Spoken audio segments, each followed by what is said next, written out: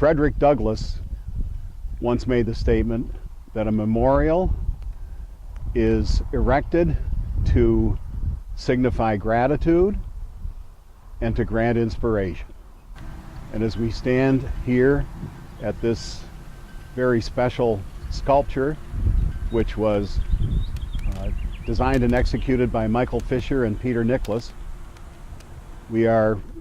reminded of the lives of those who gave their lives as victims of the worst continental attack we've experienced in American history, who gave their lives unexpectedly, unknowingly, as persons from not only the United States but many other countries in the world who were swept up in the antagonism and hatred which featured that day in September in Shanksville,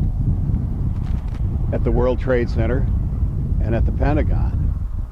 What we're hoping is, number one, that people can come here, have a serene moment to commune with God, to commune with their hearts, to think upon and reflect upon the lives of those who have gone before, whether we know them or not. We're also hoping that a part of that reflection and meditation will lead to inspiration in our hearts from their example,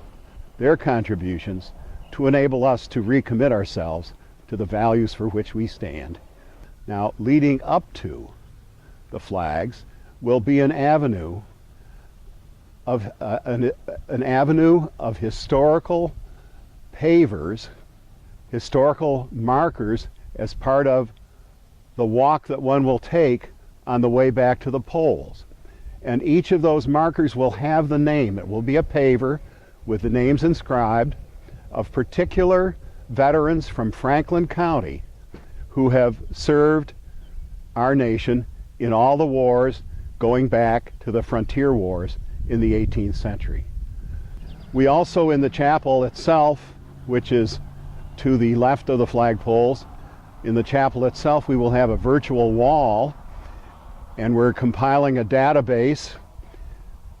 which will include the names of all those who have served in the military in any of our conflicts as far back as we can obtain data. This will be phase 2.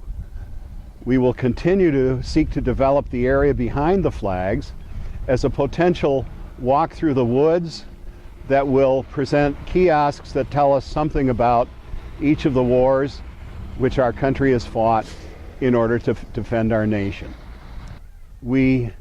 reflect in gratitude upon God's mercy, for we know that beyond this world there is a world to come, and we rely upon His grace to shelter and gather those who have gone before. We do not forget. To forget would be to give a posthumous victory to those who want to overcome democracy, human rights, freedom of religion, freedom of assembly,